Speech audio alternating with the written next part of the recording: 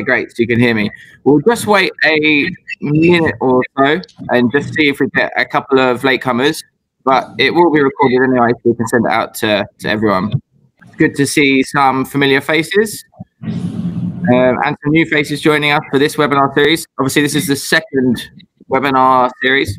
The last series we went into into detail of aspects of digitalization.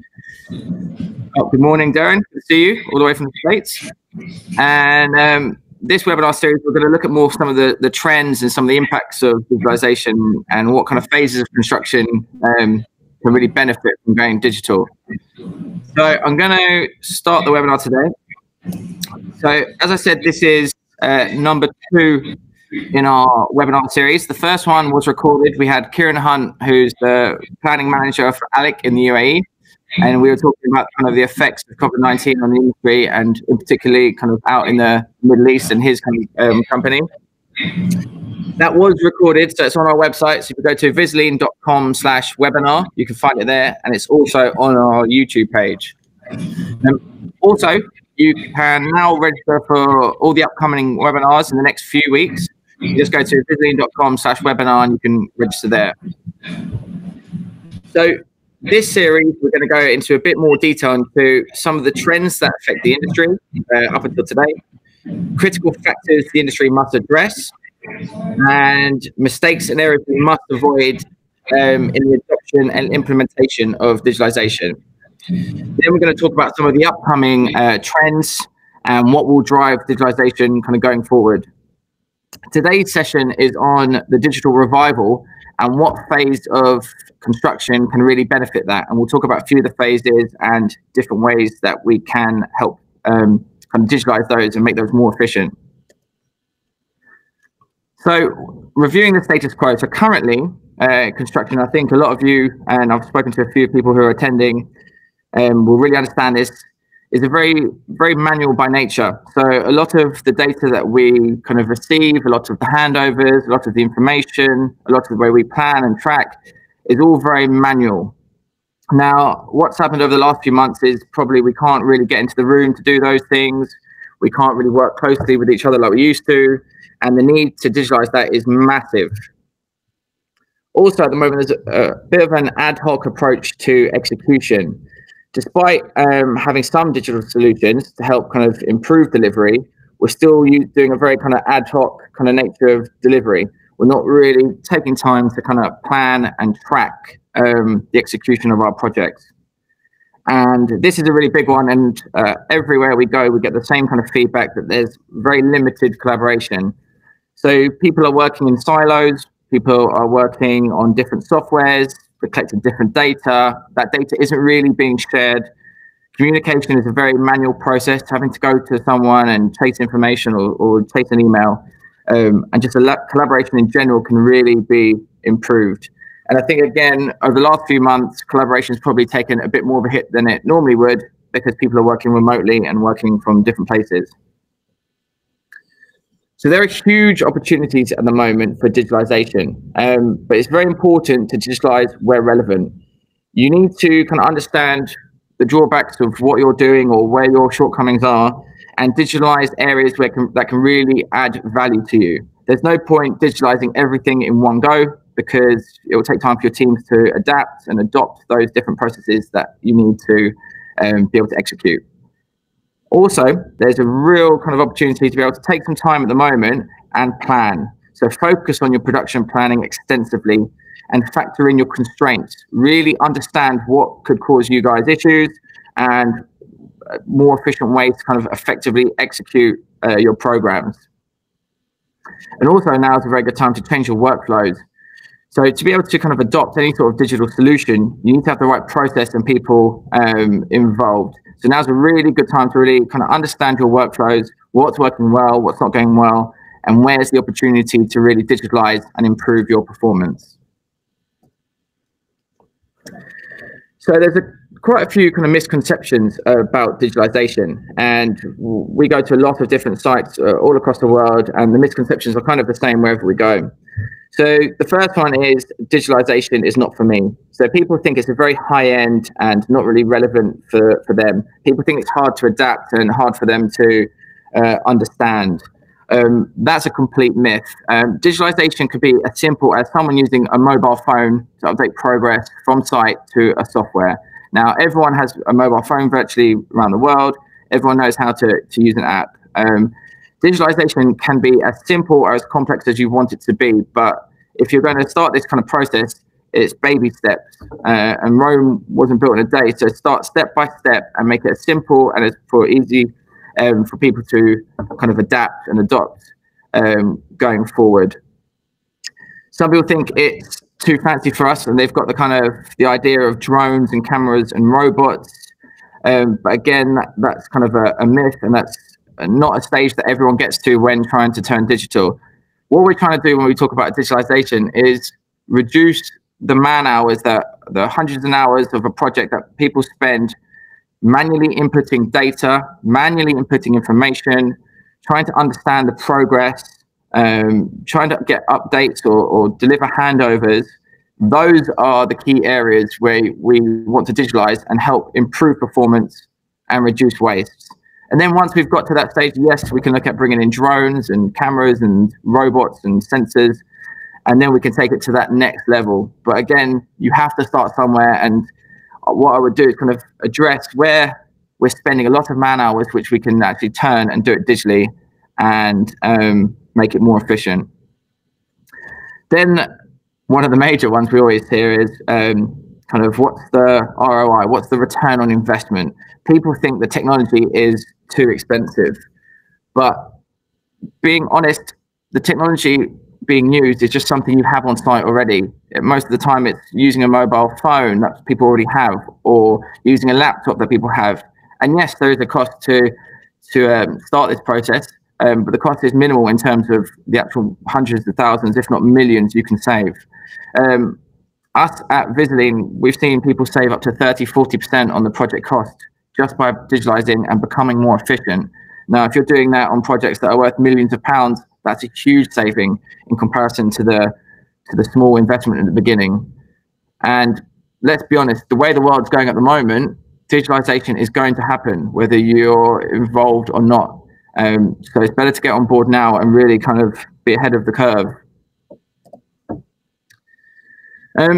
So why is there such a need for a digital revival? So as we kept saying, construction at the moment is a very manual process. So if we can minimize that kind of physical involvement, having to go to site as many times, having to pass notes, having to send emails, chase data, manually send handovers, there can be a huge saving there.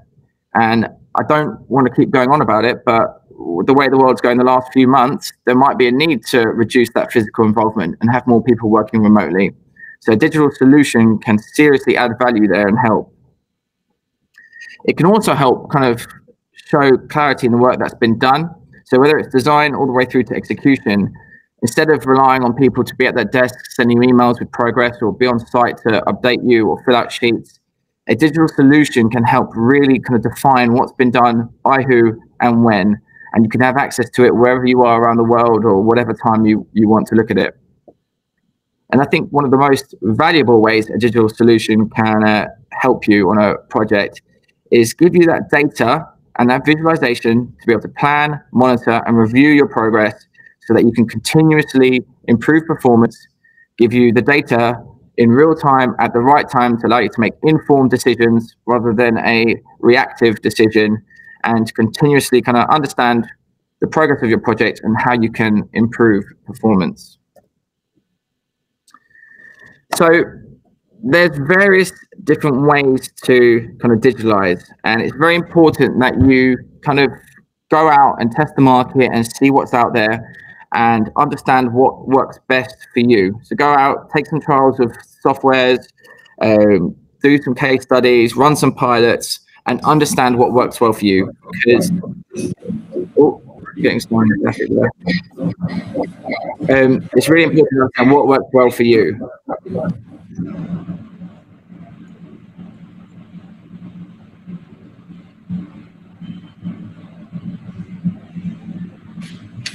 Hello, Seb, I think we lost you there.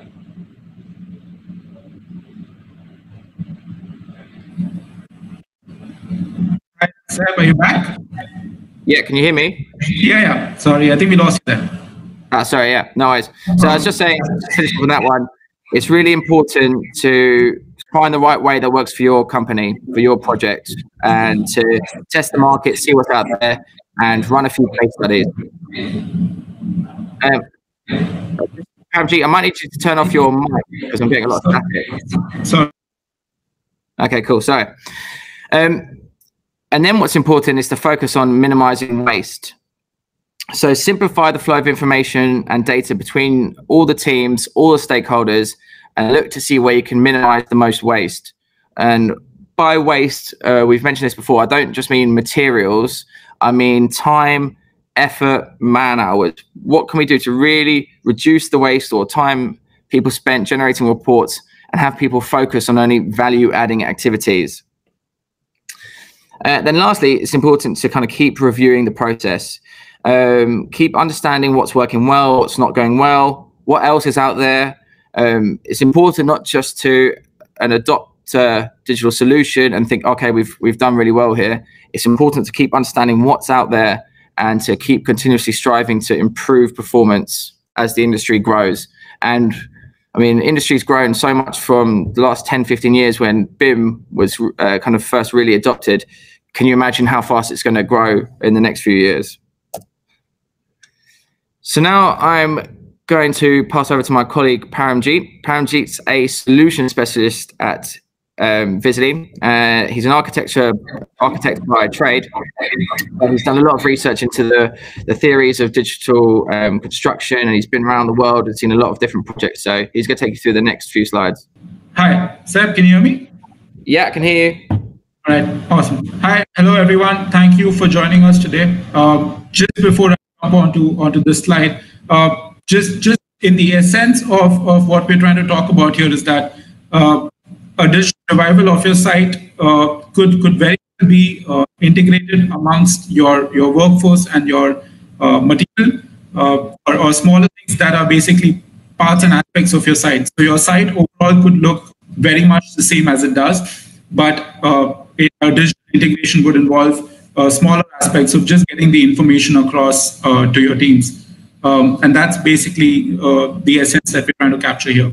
And of course, explore the great opportunities that are available in the market right now. So we've basically had a massive explosion in terms of the sort of solutions available in the market nowadays. And it's been, the past 2 decades have been sort of a living example of the potential that is available in the market. We've gone from manual sort of hand drafting to we went to AutoCAD, and now there's building information modeling, and building information modeling has exploded to advanced technologies and options that are just endless. And now we have drones capturing information on site.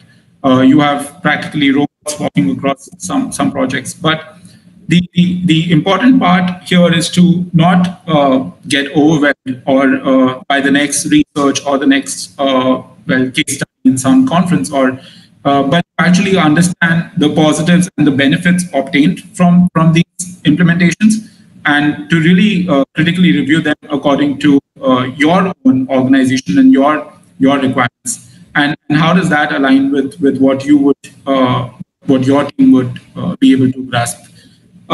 So that's basically what we're trying to do here. And over the series of the next webinar sessions, we will be covering all of these aspects in further detail with some guest speakers across. So just to sort of give you an overview, there's been a recent but exponential jump. This specific snapshot is from one of my favorite TED Talks called The Best Kept Secret in Construction. It's about this architect turned contractor and or builder, so to say. And he's clearly sort of, it's a little comical, but of course it basically highlights how, well, until up to a point where BIM wasn't introduced, we were practically on not a great scale of innovation. But since BIM has struck the industry, there's been an exponential increase in the way that we've innovated technology. So Because of that, now we have digital tools that are supporting sort of across phases of construction. They're helping you in project management. They're helping you in planning, execution, and even in operations of facilities. There are digital platforms that enable actually lean practices. And so since the last 3 decades, when we've had lean construction, lean sort of introduced into construction from manufacturing, we've had digital tools that actually help enable that on your projects and your project sites. The present situation and sort of how we're trying to deal with, especially right now, how we're trying to deal with distance and lesser access to sites probably is also a very evident sort of time for us to probably be exploring some of these solutions. There's been a lot of talk recently about construction 4.0, and that's of course stemmed from industry 4.0 and the sort of age that we're now transitioning into. Of course, mechanization and sort of mass production and assembly line manufacturing have really affected our industry in terms of the infrastructure that it provides and especially in terms of our supply chain. But a major impact came through, of course, with Industry 3.0 a couple of decades ago, and during probably the time when we've switched over from manual practices to a lot of digital solutions, and BIM being an integral part of this age, along with various ERP solutions, and just part of switch from manual practices to a digital sort of platform. But now with Industry 4.0 and sort of taking that into construction, the requirement sort of explodes it just explodes so much more, because you're now not just looking at Excel-based solutions or just documenting information in a certain way. Industry 4.0 is begging for us to actually now look at complete integration, interconnectivity, and sort of automation of the entire process. So you don't just have sort of Internet of Things, but you have complete systems and systems integrated. It's a complete web of just information being seamlessly passed across each of the systems that you've carefully placed and planned as workflows or as system flows that provide you information that you basically require as the end result with minimal physical sort of human intervention. And that ensures that you're not doing wastage in terms of sort of information, in terms of human resources. And you're also ensuring that there's no wastage in terms of the quality and content of information that's coming through. And so you're getting live, ready, interactive data that comes to you and speaks to you. In these terms, so the essence of Industry 4.0 is that the information or data is key, and that's very essential to sort of harness and communicate. And so to enable that, integration becomes essential. And so you need all your systems, all the systems that you placed across your project or your project sites to speak through to each other. So be it from design to execution to handovers to FM to just sort of knowing about productivity from site and all of this information percolating throughout teams. And all of this system, all this information basically now in this case becomes valuable in terms of accessibility. So your true value lies in how accessible and approachable this information is, and how easily you can get it, you can review it, you can study it for what it's worth. And so what you're looking at here in the chart is basically some of the applications, though this is obviously not probably exhaustive, but there are various sort of solutions now and technologies that allow you to, for example, smart sensors that can allow you to get actual performance information from your workforce or your equipment on site, to mobile devices allowing you to take simple things like photographs that actually give you, well, not just the progress, but also the location of where that photograph is being taken.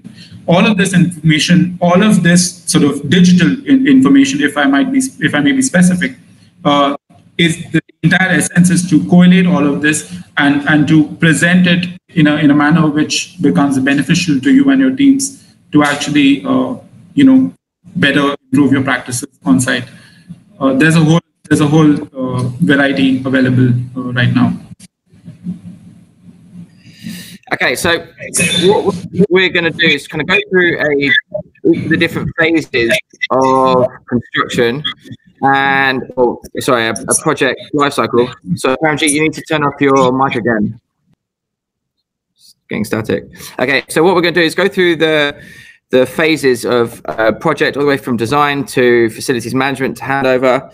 And we're going to see where the opportunities are to digitalize and where the benefits are. And then my colleague Paramjit will take you through some of the technological advancements that will kind of benefit those phases. So we'll start with the design phase. So at the beginning, the opportunities are, you need to really understand the variability in terms of the design process. So you need to understand there's so many different consultants, so many people involved in this part of the project, stakeholders. You need to really understand that everyone's going to be working in different ways in different environments. Okay, now the opportunity arises if you can create a single integrated platform where everyone is in the same solution. So it doesn't matter how they work, what they work on. If there's a single integrated platform, we can have collaboration between all of the stakeholders and all the information is up to date and everyone's working off the same digital sheet.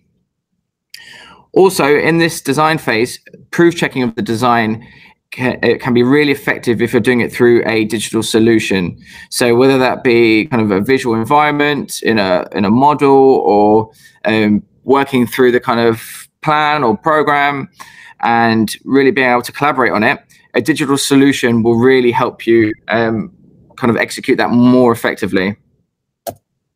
So now that we're looking at technological innovations phase by phase, starting with design, like Seb mentioned, we've actually gone really far ahead now, and we've got BIM, of course, supporting a lot of our basic design development and acting as a common data environment and basically allowing us to take a lot of information out in terms of quantities and doing clash reviews and things like that. But we've actually got, now technology is really pushing boundaries here, and we've actually reached a point where we're looking at generative design, where basically you can automate a number of alternatives in terms of your design options. So now, instead of actually coming up with multiple options yourself, you can program your system to actually generate these options for you, and you can review them to be as per your requirements. From there, we've got, of course, AR and VR to help clients visualize designs much better, so that you can so that their requirement and sort of what you're delivering aligns better. You've got reality capture, which is actually helping out a lot with refurbishment or as-built reviews, so that you can very easily capture information of real-time facilities and actual physical objects in that manner, and sort of scan to BIM becomes a part of this. You can do rapid design reviews. You're looking at sort of actually creating simulations in terms of structural analysis, energy analysis, time or cost simulations, of course. But all of this information that comes to you very easily and very fast will help minimize a lot of wastes in your processes and actually help you have better sort of designs going through and being built finally.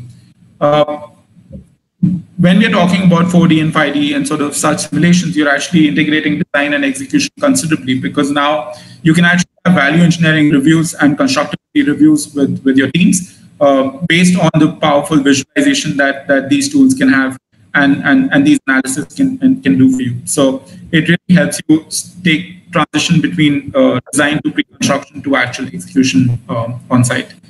Over to you, Seb. Okay. So the next phase, which can really benefit from digitalization, is production planning. So a lot of people are using kind of manual sticky notes on a wall to do their kind of pool planning sessions. Being able to move that to a digital solution allows people not necessarily to be in the same room to do this.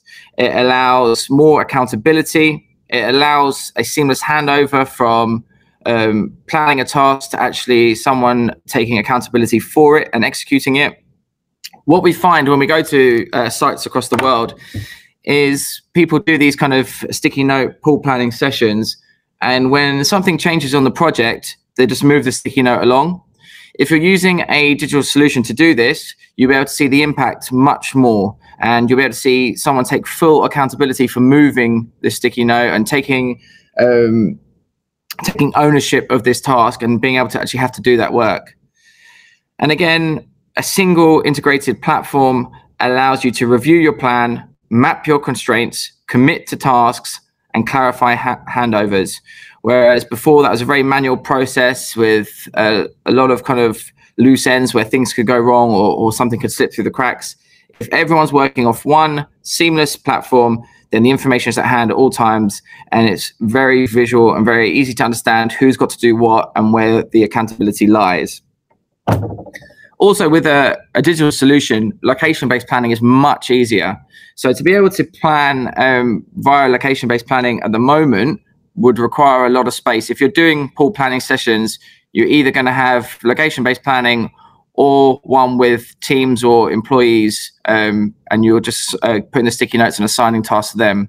But the likelihood is you probably don't have the space to be able to do both.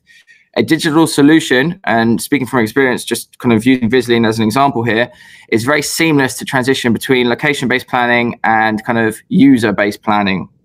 To be able to see if there's any kind of bottlenecks in a certain area, to see if you've got too many people working in a room, is that efficient? Or based on what's happened over the last few months, is this a safe working environment for this amount of people? Do we have to have less people working in this space? How can we plan this space or the use of this space going forward much more efficiently? And Paramjeet to take you through some of the technological advancements in this. All right, thank you, Seb.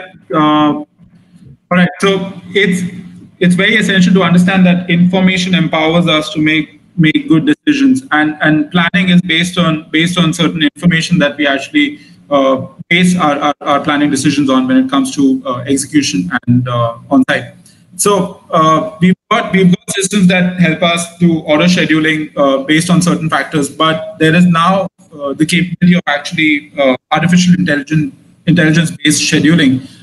This sort of auto scheduling can actually works on specific factors related to your project site, and it's based on the information that's coming through from your site. So all of this leads to more accurate auto scheduling and knowing what sort of steps you probably need to take to better manage any delays or potential constraints coming up on your sites. BIM-based simulations, of course, again, become a critical factor for visualization to preempt any of the issues that might come potentially during execution on site. This basically ensures that you minimize any amount of rework that you might have to do, and of course, not just that, but do better site layout planning and actually visualize a lot of these potential problems before they become really big issues. Similarly, virtual reality, augmented reality, once again, it sort of can help visualize the planned production on site. So your teams can actually collaborate using these tools and have a common language of understanding to contribute over these planning decisions. Your supply chain is essential when it comes to planning. So you've got your resources, and that becomes an essential requirement for any planning decision. So your supply chain's automatic information coming through to you is really important. So if all of this data is coming real time, this can prove to be very beneficial instead of avoiding any latency in terms of updates. Similarly, if there's sensor-based sort of approach on your sites, there's actual environment conditions and space conditions related data that can come through from locations where the work actually has to happen, so that your teams are ready and aware of what to expect when they're going to do this work. Over to you, Seb. Okay. Production control is the next phase we're going to go into. So a digital solution will allow for a much more seamless kind of flow of information and updates with minimal access to sites and physical interaction. Being able to kind of get that information through a digital platform can hold huge value. And again, a single integrated platform allows for kind of all the stakeholders' involvement. They can review progress and take steps to kind of improve performance going forward. it's important that we get data in real time rather than kind of out of date or misinformed data, because we want people to be able to make informed decisions rather than reactive decisions. And again, quite vital in the current situation we're in, the information is at hand at all times wherever you are. So that holds key value. We're kind of past the stage now where people kind of 5:30 shut off and don't really think about work. People tend to kind of look in the evening and things like that and kind of plan the next day and the next weeks. So that information needs to be available in real time all the time. All right. So that information that Seb just mentioned, now you have sensors speaking to you, and you basically have sensors deployed across your project, and you have sensors for your equipment and for your workforce. And all of this is sending you live, accurate data about productivity performance. And that sort of information coming to you, filtered out as per your requirements, can really considerably help you plan your work forward. Similarly, all of this information can then communicate with your BIM-based simulations to actually change what sort of projections that you might be doing for the future, and accordingly tell you what to anticipate further. And that sort of information then speaks to you where you can take proactive decisions moving forward. All of this information that comes through is basically, you require like an IoT platform to actually harness all this real-time environment information that's being presented to you, and present that to you in an interactive data. Reality capture in terms of robots sort of taking photographs across your project sites, or even drones taking weekly, sort of hourly photographs, or 360-degree cameras capturing photographs. All of this done during certain periods creates a repository of a lot of information that can then be reviewed against your BIM model or the last hour's progress or last week's progress. And all of this information right now becomes extremely relevant when sites are not probably the most accessible as well. So you have sensors giving you information about your performance. You have actual progress being visualized through photographs. You have all of this information about any delays going back to your simulations, back to your 4D. You have cost data going back to your simulations in terms of revised 5Ds.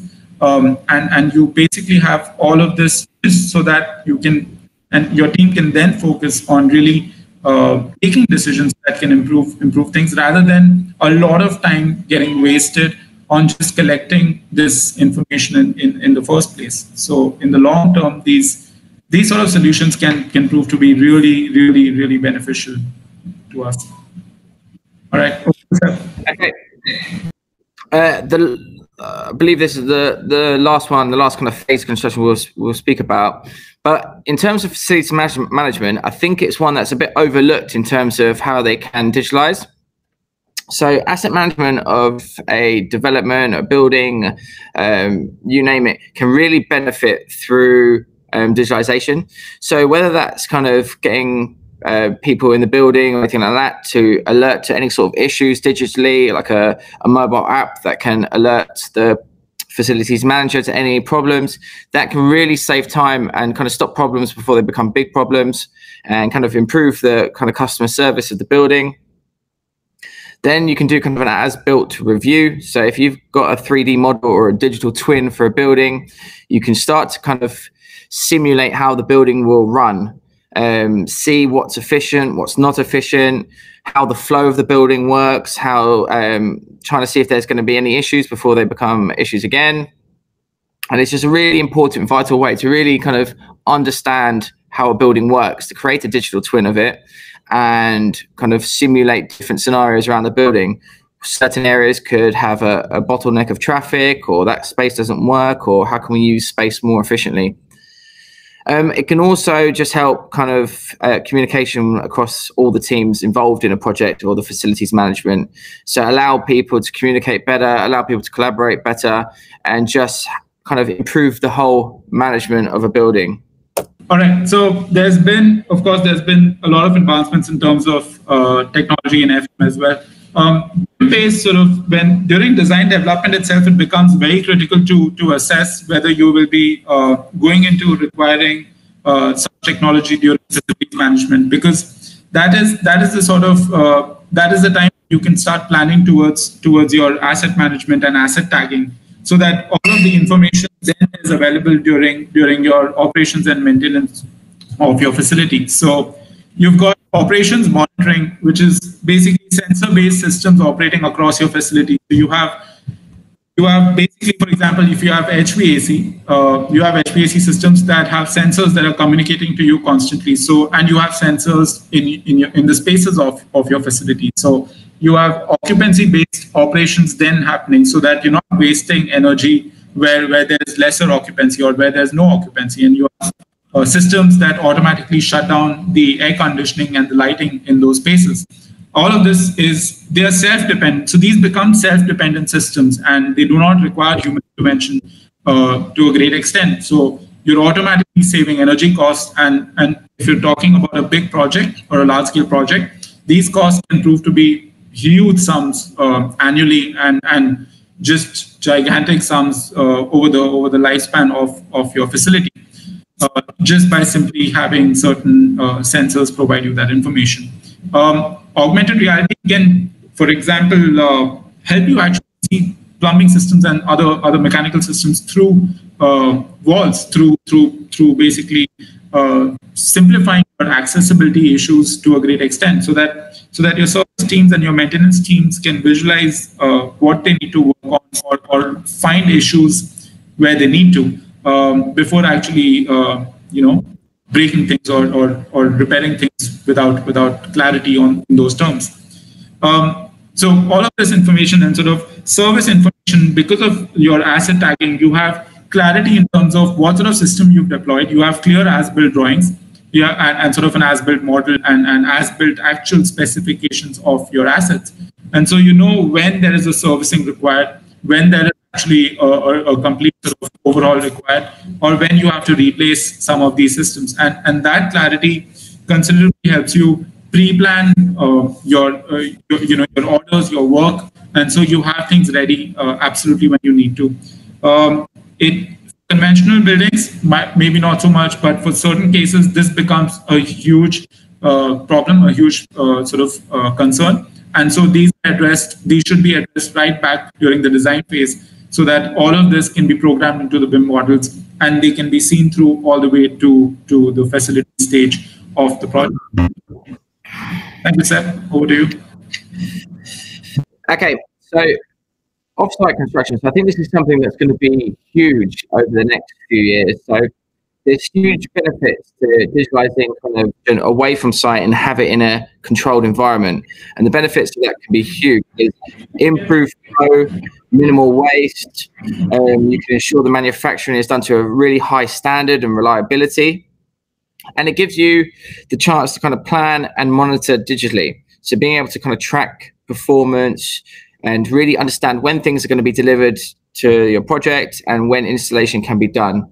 I think we're going to be seeing more and more of this kind of offsite construction, and there are so many different ways digital tools can help bridge the link between that kind of factory setting and the teams that are on site, and help everyone kind of collaborate and communicate on the project. So we're kind of wrapping things up now. So just want to be clear, and we've mentioned this loads in the past. So going digital on its own is not the solution. And with people having to adjust to the new normal at the moment, it's important that they understand that if you have the best digital solution, without the right processes or the right people, it's not going to work. Okay, so it's very important that people adopt that kind of mindset that, okay, we can have the best software in the world, but without the right people, the right process, or the right training, we're not going to see the real benefits of it. And once we've got into that kind of mindset, and we've got the people in place, we've got the right technology, we've got the right softwares, we've got the right processes, then we can start to adopt that kind of lean mindset, start to really kind of reduce wastes, maximize value, minimize effort, and really start to improve efficiency and improve performance going forward from project to project. And this question, where should I begin? We get asked all the time, and there's like immense scope for digitalization, and it can become a bit become a bit overbearing and overwhelming, you can go from drones to robots, sensors, photos, 3D cameras. But where to start is something that you guys really need to think about yourselves. I would start with something small, something that you know a digital solution will add value to you, something you know you've got the right team and you can implement the right processes, and start there. Rome, I keep saying Rome wasn't built in a day, so take a small step and then kind of, once you get confident, keep building and building. But it is essential to start somewhere, and you don't keep putting off what you can do today, and start somewhere and start seeing some sort of benefits from a digital solution. It is going to be a cultural change, but once people start seeing that the time is being saved, energy is being saved, eventually you will get wider approval. And we're going to need more and more of this over the next few years as digitalization really ramps up, and we don't know what the effects of what's happened recently are. It's important that once you've kind of got these solutions in place and you know where you're starting and you know what you want to do, that you keep reviewing your performance and processes. You can continuously get better and better. It's really important that you speak to your teams, understand their involvement, understand what they think of different solutions, understand what they think can make it better, and then keep reviewing to continuously improve. This is just a graphic to show kind of some of the issues that we see on site all the time. There's a lack of clarity. People don't know what work was done where and by who. Poor collaboration. Now, collaboration, I don't mean poor communication between people. They're not picking up the phone and calling. I'm talking about when information is sent, and I use Excel as the example because it's a prime example for this. By the time someone sends me an Excel during the middle of a project, the time I read it and kind of siphon through the data that I need to understand, work has continued on site, and that is now out of date. Now, inaccurate data can lead to kind of bad decision making. It can lead to just reactive decision making. You're not really making very proactive decisions. And kind of an issue that we see all the time is there's limited visual review. So people aren't really using visualization to understand data, and it can be a really powerful way to kind of understand the progress of a project. If I'm seeing an image of the building in 3D or through 3D cameras or just through photos, it's a very powerful way to understand data and to be able to make decisions. At the moment, information and kind of performance reviews usually done through kind of data. But if we can start to use even kind of something as visual as just color codes. So if a task is stopped, it's red. That's a very visual, powerful thing that everyone understands. And it's very easy for people at a glance to make decisions or to understand progress. So there needs to be more of that going forward. And I think the way things are going, there will be. So that's it from me, and thank you to Paramjeet for joining us today on this one. If anyone has any questions, you can type them in. We're going to turn on the question mode, and you can all ask us some questions, and I'll invite some of the VisiLean team to answer a few of those questions. To type a question, in the chat box, there's like a Q&A mode. You can just type it in there, or if you type it in there in the public section, you can just put question mark. I think it will read it. If anyone has any questions. Few people are typing. So while they're typing, just a quick reminder that on our website, vislean.com/webinar, you can see all the recorded webinars and register for the next few ones. Over the next month or so, a couple of months, we're going to have different speakers from different companies just to go through different aspects of construction and digital construction. And feel free to send in any topics you'd like us to cover, or if you want any more detail, just give us a call. We've got a question. What ought to be the job of the managers to quicken the digitalization process? I think for the managers, it's important for them to be able to review how things are going for them at the moment. Now, for them to kind of speed up the process of digitalization, they need to find where digitalization can benefit them the most and where it'd be easiest to adopt. So that's what I would do. I'd understand what our shortcomings are and find out what's available, and then where it would be easiest to implement that and make sure I've got the right people behind us. There's no point going too big and trying to digitalize everything. If you take it step by step and pick something at a time that you think you need to add value to, that's where I'll start. Next question in your experience, what is the legal bearing of collecting data to be utilized in construction claims? I mean, this is different everywhere we work. We provide you with the tools to understand the data, and if you're running the project and, for example, you're using VisiLean, we allow you to limit the access that other people have, like subcontractors, to see the project data. So you can give people as much access as you want or as little. So it's completely kind of your company's kind of mentality kind of thing as to what you want to do in that situation. But we can give you the data, and then we can make it only for your eyes, as they say. Any other questions? I see a few more people typing. So Hargeet has a comment, not really a question. So they've said, I have a comment. Digitalization would only transform our construction industry when we start addressing the waste activities. It's unfortunate that most professionals don't see them. Yeah, and that's something we see all the time. So, I mean, especially in the UK, we've got a lot of contractors, especially the tier 2 contractors and below, who have been working a certain way for so many years, and all they want to do is just get out of a project without making a loss, instead of really kind of going into detail into what is kind of a waste activity and what's a non-value adding activity, and really kind of harnessing digital tools to see where can they add value, where's the value for the stakeholder, what is a value adding activity. So I think you're completely right there, and hopefully in the next few years we'll see a bit more kind of people moving away from that mindset and moving more to kind of, let's just only kind of focus on value adding activities. Next question.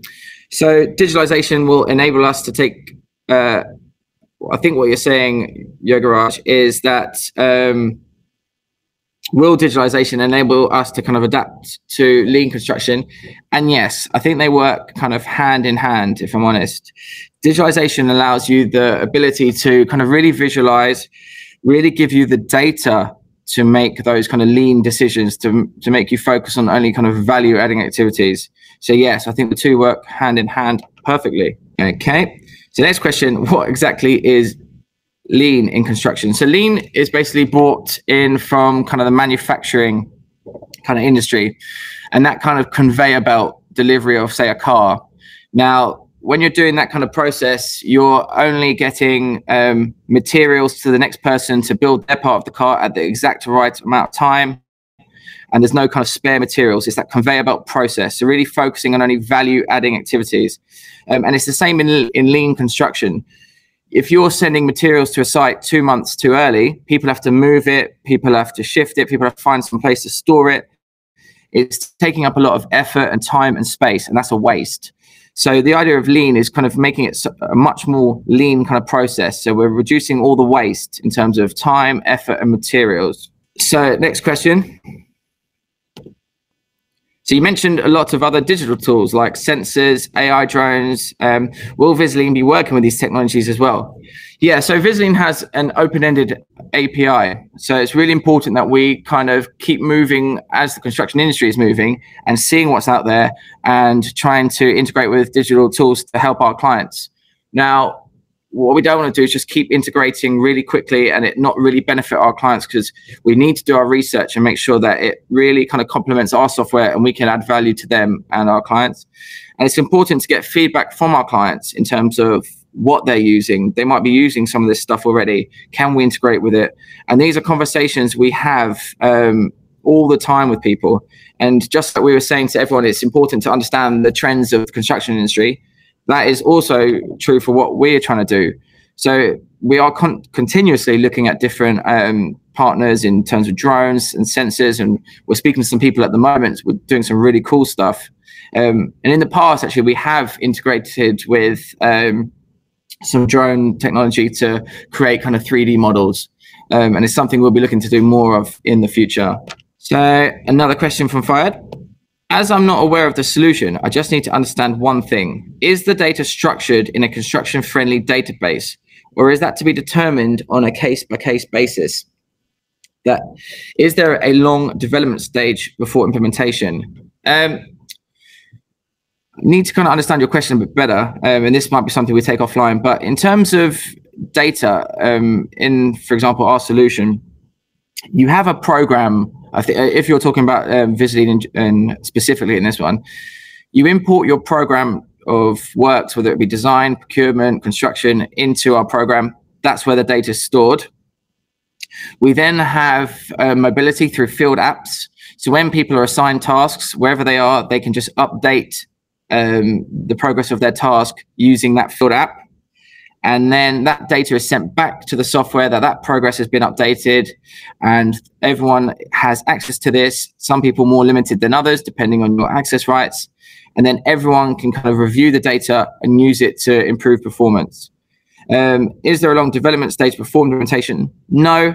Once we have a program of works or plan, or you create a plan using our solution, then it could take a day or so, maybe 2 days, depending on the size of the team, maybe a week, to really kind of do training and get everyone up to scratch. But the idea of our solution and kind of lean practices in general in construction is to make this as easy as possible for people to use and people to understand. We don't want people to have history of Revit to be able to navigate through a model, or only people who are planners who know how to use P6 to be able to navigate through it. Our solution is designed to be as visual and simple and easy to implement and execute as possible. So hopefully that answers your question. But if you want to take this offline and we can go into a bit more specifics about our solution, that's no problem. I'm sure someone in our team will put in their chat their contact details. I'll keep the chat open and keep the webinar open, but if there's no more questions, just want to thank everyone for joining. If anyone's got anything more specific they want to ask us, they can stay and have a chat. But if not, thank you all for attending. Final question. You referred to AI scheduling. I would like some further details on that. Fayed, maybe it's good if we kind of set up a call. We can kind of go through, take this offline a bit, and we can go through a bit more specific into some of your questions. I know some of the team here who kind of specialize in kind of AI scheduling, if that works for you. If you want us, we'll drop you an email after this and we can arrange a call. Hi, Seb. Just to sort of reply on that one. Well, there are actually solutions in the market that offer AI scheduling to a great extent. VisiLean has not introduced that yet, but probably something that we might consider in the future. Or worth a try definitely to understand whether there's something that we can offer you definitely at the moment. Thank you. And I think that's it. We've got all our questions. Thank you everyone for joining us. Thanks, Seb. Thank you, everyone. Thanks, everyone. Thank you, Kieran McGing, for joining us. Pure Veritas.